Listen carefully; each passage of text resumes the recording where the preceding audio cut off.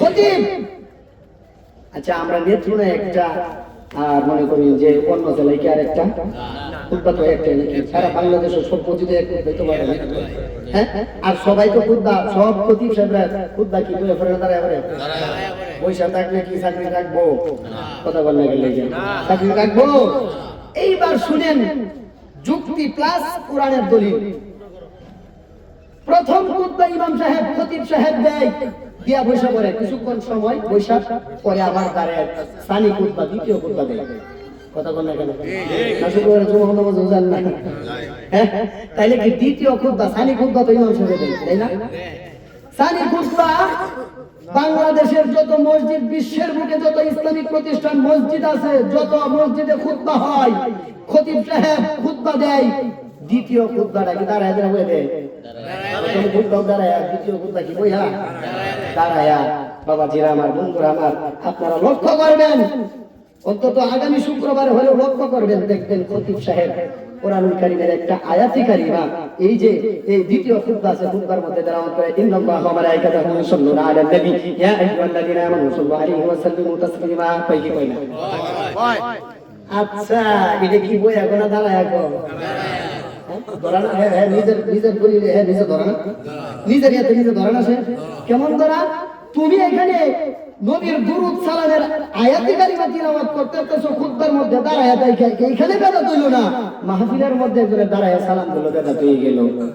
পাগল ছাড়া কিছু কইব কথা বলে পাগল ছাড়া কি কেউ কইব বাবাজিরা আমার বন্ধুরা আমার শুধুমাত্র তাই নয় নবী যদি সালাম দিলে বেদাত হয়ে যায়। এবার আমার প্রশ্ন এবার যুক্তি হচ্ছে আচ্ছা আপনারা যে কবরবাসীরা সালাম দেন সুদখোর বলেন ঘুষখোর বলেন জুয়াখোর বলেন জিনাখোর বলেন বেনামাজি বলেন সালাম দেন কি দেন না কবরের বাড়িতে যাবেন এবেলায় কি যাওয়া সালাম লাগিয়ে দেন এবেলায় কি রাস্তা ঘুরতে হবে কথা বুঝে না কথাগুলো কিন্তু আমি আপনাদেরকে বলতে সিরিয়াসলি বলতেছি যেগুলি এগুলি সত্য কথা সঠিক কথা এগুলো কিন্তু বাস্তব।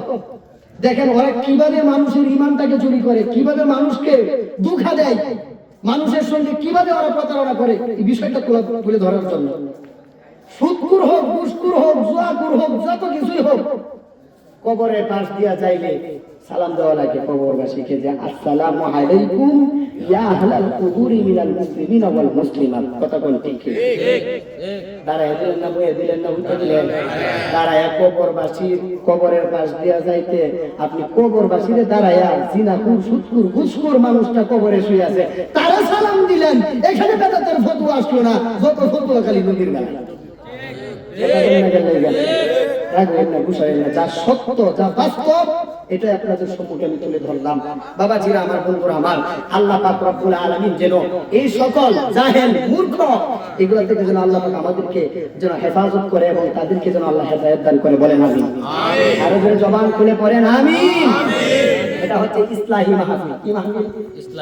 ইসলাহি মাহফিল মানে এখান থেকে মানুষ নামাজ রোজা এখান থেকে মানুষ জিকির আজকার দুরূদ শরীফ ফাতিহা শরীফ খতম শরীফ নামাজের আরকান আহকাম 13 ফরজ শুধুমাত্র তাই নয় এইভাবে ওযুর ফরজ গোসলের ফরজ এই আনুষঙ্গিক মাসলা মাসিলগুলা শিক্ষার জন্যই মূলত আমাদের এই মাসিক মাহফিল কথা বলা ঠিক ঠিক তরিকতের আমলগুলি শিক্ষার জন্যই মূলত আমাদের এই মাসিক মাহফিল কথা ঠিক কিনা আমরা এখন মানুষ এখানে আছি ওযুর ফরজ কয়টা আমরা জানি না কষ্ট নিয়ে না মনে কথা কিন্তু আমি বাস্তব বলতেছি এমন এক মানুষ আছে এখানে এমন মানুষ আছে নামাজ ঠিকই মসজিদে যায় পড়ে 5 ওয়াক্তই পড়ে কিন্তু ওযুর ফরজ কয়টা বলতে পারে না ঠিক রাখবেন না ওযুর ফরজ কয়টা জোরে বলেন আমি একটু আপনাদের ক্লাস এখন ক্লাস মনে করেন ক্লাসের মতো কয়েকটা কথা বলবো ক্লাস নিব কারণ মাসিক মাহফিল এখানে আসলাম আর গেলাম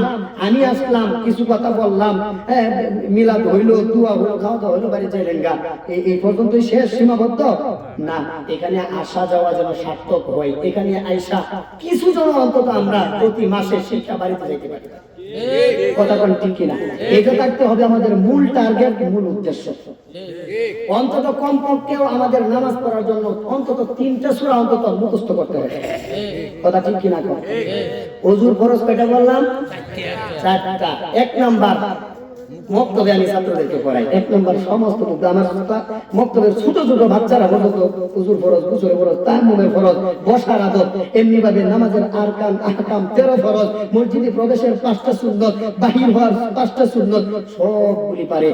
ওযু করার সুন্নত তরিকা 16টা, নামাজের ওয়াজিব, তারপরে নামাজ ভঙ্গের, ওযু ভঙ্গের কারণ, নামাজ ভঙ্গের কারণ, এগুলি আমার ছোট ছোট বাচ্চারা পর্যন্ত পারে। কথা বলেন ঠিক কিনা?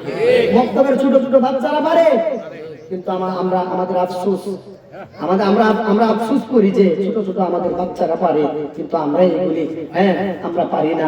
আমরা ঠিকই নামাজ পড়ি, ঠিকই আমরা ওযু গোসল সবকিছুই করি, কিন্তু আমরা কিভাবে মানে করা লাগে, শরীয়ত কিভাবে শিক্ষা দিছে, এটা আমরা এভাবে পারি না। কথা কোন ঠিক কিনা? আমরা তার্কিক ঠিক রেখা করতে পারি না। কথা কোন ঠিক কিনা? অনেকে জানি করি, কিন্তু আমরা তার্কিক সিরিয়ালটা মেইনটেইন করতে পারি না। কথা কোন ঠিক কিনা?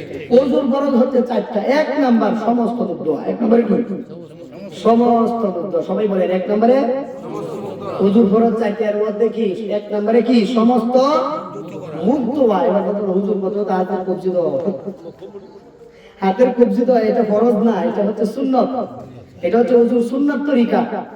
মানে যে 3 বার যে আমরা হাতের কবজিটা ধোই, এটা কি ওযুর সুন্নাত। আর আমরা যে মুখমণ্ডল যে ধৌত করি, এটা হচ্ছে কি ফরজ। আপনার এই ওযুর ফরজের 4টা ফরজের একটা যদি আপনার বাতিল হয়ে যায়, এদিক সেদিক হয়ে যায়, তাহলে ওযু হবে না। কথা বুঝতে পারছেন? ওযুর ফরজ যদি আপনার এদিক সেদিক হয়, তাহলে ওযু হবে না। কিন্তু সুন্নাত, ওযুর যে সুন্নাত তরিকা, সুন্নাত যেমন হাতের কবজি 3 বার ধৌত করা, 3 বার কুলি করা, নাকে পানি দেওয়া, এইগুলি যদি আপনার মানে সিরিয়াল মেইনটেইন নাও হয়, এইগুলি যদি আপনার সিরিয়াল মেইনটেইন নাও হয়, হাতের কবজি না দিয়ে আপনি কুলি করে লাগে, তারপরে আপনার ওযু হয়ে যাবে। কি হবে? ওযু হয়ে যাবে। আপনি হাতের কবজি যদি পরেও তো কুলি আগে করে, তারপরেও কি হবে?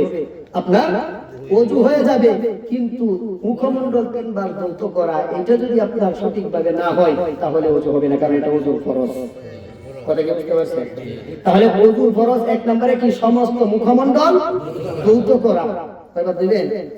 3 বার। তারপরে কি? দুনো হাতের কোণ সহ ধৌত করা, 3 বার ধৌত করা, ডান হাত বাম হাত দুনো হাতে 3 বার ধুইবেন। এটা কি ওযুর ফরজ? অবশ্যই সামনে যাচ্ছি। তারপরে 2 নম্বরে কি বললাম? দুনো হাতের কোণ সহ ধৌত করা। 3 নাম্বার মাথা 4 ভাগের 1 ভাগ মাসহ করা। মাথা মাসহ করা কি ওযুর ফরজের একটা। শুধুমাত্র তাই না, 4 নাম্বার দুনো পায়ের গিরালি অর্থাৎ টাকনো সহ যে গিরাগুলো আছে, এই মানে এগুলা লক্ষ্য করতে হবে, এগুলা যাতে পানি দিয়া ভিজে, যেন শুকনো না থাকে। এইটার দিকে আমাদের লক্ষ্য রাখতে হবে, ওইভাবে আমাদের ওযুটা করতে হবে। এই 4টা ফরজ যদি আপনি আদায় করেন, অন্যান্য সুন্নাত যে তরিকাগুলো, সুন্নাতগুলো আছে, এগুলো যদি আপনার সঠিকভাবে যদি তারপর যদি ঠিক নাও থাকে, তারপরে ওযু হবে। কথা কথা ঠিক ঠিক। তাহলে ওযুর ফরজটা আমরা আজকে থেকে একটু মানে শেখার চেষ্টা করবো। তো ওযুতে 4 ফরজ: সমস্ত মুখ ধোয়া, দুনো হাতের কোণ সহ ধৌত করা, মাথা মাসহ করা, দুনো পায়ের টাকনো সহ ধৌত করা। রাজি আছি তো শিখতে? এবার আসেন গোসলের ফরজ। গোসলের 3 ফরজ। কয় ফরজ? 1 নম্বরে ভালোভাবে কুলি করা। 1 নম্বরে কি? ভালোভাবে 3 বার কুলি করা, ভালোভাবে কুলি করা। 2 নম্বরে নাকে পানি দেওয়া। 3 নম্বরে সমস্ত শরীর ভালোভাবে ধৌত করা। এটা হচ্ছে গোসলের ফরজ। এরপরে আছে তায়াম্মুমের ফরজ। তায়াম্মুমেরও 3 ফরজ। 1 নম্বরে নিয়ত করা, 2 নম্বরে সমস্ত মুখমণ্ডল 1 বার মাসহ করা, 3 নম্বরে দুনো হাতের কোণ সহ 1 বার মাসহ করা। এটা হচ্ছে তায়াম্মুমের ফরজ। তারপরে বসার আদব 3 প্রকার। আমরা মাহফিলে বাড়িতে ঘরে যেভাবে বসে থাকি, মাহফিলে বসে থাকি, মসজিদে যাই বাড়িতে ঘরে যেভাবে বসে থাকি, মসজিদে যাই বসে থাকি। এইগুলা হচ্ছে বসার আদব না। বসার আদব বিশেষ করে আমরা 3টা আদব আছে বসার 3টা আদব আছে। 3 সময় বসতে হয়। একটা হচ্ছে দুনো হাঁটু ফেলিয়ে নামাজের সময়। দুনো হাঁটু ফেলিয়ে কিসের সময়? জোরে বলেন। দুনো হাঁটু ফেলিয়ে কিসের সময়? নামাজের সময়। 1 হাঁটু উঠিয়ে লিখার সময় এবং দুনো হাঁটু উঠিয়ে খাওয়ার সময়। এই 3 প্রকারের বসা সুন্নাত। অন্যরকম বসাও জায়েজ আছে, কিন্তু সওয়াব নেই। কথা কোন ঠিক কিনা? অন্যরকম বসা জায়েজ আছে, কিন্তু সওয়াব পাবেন না। কিন্তু এই 3 কিসিমের বসা সুন্নাত। জোরে কোন সুবহানাল্লাহ। 3 কিসিমে যদি বসতে পারেন, তাহলে নবীর সুন্নাত আদায় হবে এবং আপনি সওয়াবও পেয়ে যাবেন। জোরে বলেন সুবহানাল্লাহ। আল্লাহ পাক রব্বুল আলামিন যেন আমরা যেন এই মাসলা মাসিলগুলো যেন আমরা সঠিকভাবে পালন করতে পারি। বাবা ফাতিহা শরীফ, দুরূদ শরীফ, খতম শরীফ, এইগুলিও আমরা যেন করতে পারি। এমন আছে মানুষ যে ফাতিহা শরীফ ঠিক মতো পড়তে পারে না, কথা ঠিক কিনা? ফাতিহা শরীফ মানে আপনার কিভাবে পড়তে হয়, সিরিয়ালটা কেমনে, সিরিয়ালটা যে কেমনে মেনটেন করতে হয় ফাতিহা শরীফে, এটাও অনেকে আছে বলতে পারবেন। ফাতিহা শরীফের নিয়ম হচ্ছে সর্বপ্রথম আস্তাগফিরুল্লাহ 7 বার। আস্তাগফিরুল্লাহ কয়বার? জোরে বলেন। আস্তাগফিরুল্লাহ 7 বার, তারপরে বিসমিল্লাহ সহ সূরা ফাতিহা, আলহামদুলিল্লাহ সূরা 3 বার, তারপরে বিসমিল্লাহ সহ সূরা ইখলাস, কুল হুয়াল্লাহ সূরা 10 বার এবং দুরূদ শরীফ 11 বার। এই সব মিলিয়ে হচ্ছে ফাতিহা শরীফ। কথা ঠিক কিনা? এই সবগুলি মিলে হচ্ছে ফাতিহা শরীফ। তো আমরা যেন এই তরিকতের যে ওজিফাগুলি, এগুলি যেন আমরা সঠিকভাবে পালন করতে পারি নামাজের পাশাপাশি, আল্লাহ যেন কবুল করে সকলে পড়ে না। আমিন। এই যে আমরা তরিকা নিলাম, ওলি আল্লাহর দরবারে যাই, আচ্ছা এটা কি আমরা এমনি এমনি যাই? কথা বলেন, আমরা আমাদের মন গড়া মতো যাই না, অবশ্যই এর ভিত্তি আছে কোরআন এবং হাদিসের দলিল আদিল্লাহ আছে। ওলি আল্লাহদের দরবারে যাই, এর ভিত্তি আমরা বায়াত গ্রহণ করেছি, ওলি আল্লাহর কাছে মুরিদ হইছি, বায়াত হইছি, অবশ্যই এর ভিত্তি আছে, দলিল আছে। মানা না মানা আপনার ব্যক্তিগত ব্যাপার, কথা কোন ঠিক কিনা? মানা না মানা এটা আপনার ব্যক্তিগত ব্যাপার। আমি কোরআন এবং হাদিস থেকে কথা বলে যাচ্ছি, যদি আপনার পছন্দ হয় আপনার আমার কথা গ্রহণ করতে পারেন, যদি পছন্দ না হয় না করতে পারেন, আমার কিচ্ছু যায় আসে না, কথা কোন ঠিক কিনা? বাবাজিরা আমার, বন্ধুরা আমার, ওলি আল্লাহদের সাথী হবে, ওলি আল্লাহদের সাথী হতে হবে, ওলি আল্লাহদের সান্নিধ্যে যাইতে হবে, ওলি আল্লাহর কাছে বায়াত নিতে হবে, বায়াত গ্রহণ করতে হবে, মুরিদ হতে হবে। এটা আমি আমার কথা না, কোরআন এবং হাদিসের কথা। ওলি আল্লাহ আছে, কারণ এদেশে যদি ওলি আল্লাহ না আসতো, ওলি আল্লাহ যদি নাই থাকতো, তাহলে ইসলাম কেমনে আসছে? ইসলাম কি আপনি গাঙ্গে ভাইসাইছে? কথা কোন না কেন? মানে বস্তায় প্যাকেট হয়ে পড়ছে ইসলাম না। এদেশে যারা ইসলাম দিয়েছে তারা হচ্ছে বাবা শাহজালালের মতো ওলি আল্লাহ, কথা কোন ঠিক? শাহপরানের মতো ওলি আল্লাহ, শাহ মাকদুম, আমানত শাহ, এমনি ভাবে খাজা বাবা পুরি শম্ভুগঞ্জি, এমনি ভাবে খান জাহান আলী, এমনি ভাবে আল্লাহর ওলিগণ 360 আউলিয়া আমাদের এই বাংলার জমিনে ইসলামের দাওয়াত, কালেমার দাওয়াত দিয়েছে, কথা কোন ঠিক? আমরা অনেকে হয়ে লাগছে যারা ইসলাম দিয়ে গেছে, আমরা চাইতেছি তাদের যে চিহ্নগুলা, তাদের যে আলামতগুলা, তাদের যে মাজার অর্থাৎ জিয়ারতের স্থানগুলা, এগুলি আমরা চাইতেছি একবারে নিশ্চিহ্ন করে দিতাম, কথা কোন ঠিক কিনা? এটা বোকামি, এটা গুস্তাখি, এটা বোকামি। এগুলা যারা করবে আপনারা মনে রাখবেন, এগুলা যারা করছে এরা অতীতে ধ্বংস হয়ে গেছে, কথা বলেন না কেন? বর্তমানে যারা করবে এরাও ভবিষ্যতে ধ্বংস হয়ে যাবে, কথা ঠিক কিনা? কোন হাদিসুল কুদসির মধ্যে আসছে, আল্লাহ নিজে বলেছেন, মান আদাদি ওয়ালিয়ান ফাকাদ আযানতুহু বিল হার।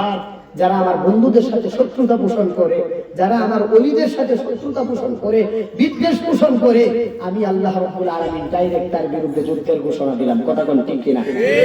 এই দেশে এমন কোন পাহলওয়ান, এমন কোন কুস্তিগির, এমন কোন সৈনিক, এমন কোন শক্তি আছে যে আল্লাহর সাথে যুদ্ধ করে পারবে না, কথা বলেন না কেন?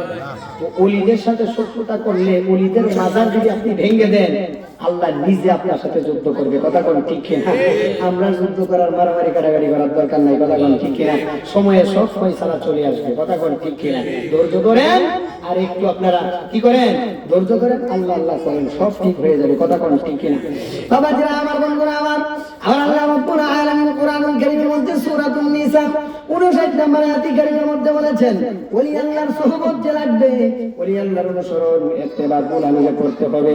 আমার আল্লাহ বলেছেন, ইয়া আইয়ুহাল্লাযীনা আমানু তাকুল্লাহা, ইয়া আইয়ুহাল্লাযীনা আমানু আতিউল্লাহা ওয়া আতিউর রাসূল ওয়া উলিল আমরি মিনকুম। আল্লাহ বলেন, ইমানদারগণ, ইয়া আইয়ুহাল্লাযীনা আমানু, ওহে বিশ্বাসীগণ, ইমানদারগণ, আতিউল্লাহ, আমি আল্লাহ রাব্বুল আলামিনকে মানো, আমি আল্লাহর অনুসরণ ইত্তেবা গোলামি করো। আল্লাহর গোলামি করলে চলবে না। আমার আল্লাহ বলেন, ওয়া আতিউর রাসূল, আমার বন্ধু হাবিবের ইত্তেবা গোলামি করো। তুমি কোন সুবহানাল্লাহ। তাহলে আল্লাহ রাব্বুল আলামিনের ইত্তেবার পাশাপাশি আমার নবীর ইত্তেবা অনুকরণ করতে হবে। কথা কোন ঠিক কিনা? শুধুমাত্র তাই নয়, আমরা তো আমার নবীকে পাই নাই, তাহলে আমরা কাদেরকে পাইছি? ওলি আল্লাহদেরকে পাইছি। ওলি আল্লাহদের জমানায় আমরা আসছি, ওলিদেরকে অনুকরণ করতে হবে। কথা কোন ঠিক কিনা? আল্লাহ বলেন ওয়াউলিল আমরি মিনকুম, যারা আমি আল্লাহর পক্ষ থেকে উলুল আমর হয়ে গেছে, যারা আমি আল্লাহর পক্ষ থেকে ওলি হইছে, বন্ধু হইছে, তোমরা তাদের অনুকরণ করবা। জোরে বলেন সুবহানাল্লাহ। তাহলে আল্লাহর অনুসরণ করতে হবে, আমার নবীর অনুসরণ করতে হবে, এবং উলুল আমর যারা, ওলি আল্লাহ যারা, তাদেরও ইত্তেবা, তাদেরও গোলামি করতে হবে। জোরে বলেন সুবহানাল্লাহ। আমরা এমনি ওলি আল্লাহর দরবারে যাই না, আল্লাহ পাকের নির্দেশ, আল্লাহ পাকের কোরআনের নির্দেশ, আল্লাহর ইত্তেবা গোলামি করার জন্য, নবীর গোলামি করার জন্য, ওলি আল্লাহর গোলামি করার জন্য স্বয়ং আল্লাহ পাকের নির্দেশ। জোরে বলেন সুবহানাল্লাহ। আল্লাহ যে জায়গায় নির্দেশ দিয়েছে সেই জায়গায় আমরা যাইতে তো কোনো অসুবিধা নাই। কথা কোন ঠিক কি না? বাবাজিরা, আমার বন্ধুরা, আমার আল্লাহ পাক রব্বুল আলামিন সূরাতুত তাওবা, সম্পূর্ণ সূরাতুত তাওবা 19 নম্বর আয়াতে কারিমা, আল্লাহ বলেন ইয়া আইয়ুহাল্লাযীনা আমানু তাকুল্লাহা ওয়া কুনু মা'আস সাদিকিন। দুনিয়াবাসী, তুমি কার সাথী হইবা, কার সঙ্গী হইবা? আল্লাহ কয়, ঈমানদারগণ, আমি আল্লাহকে ভয়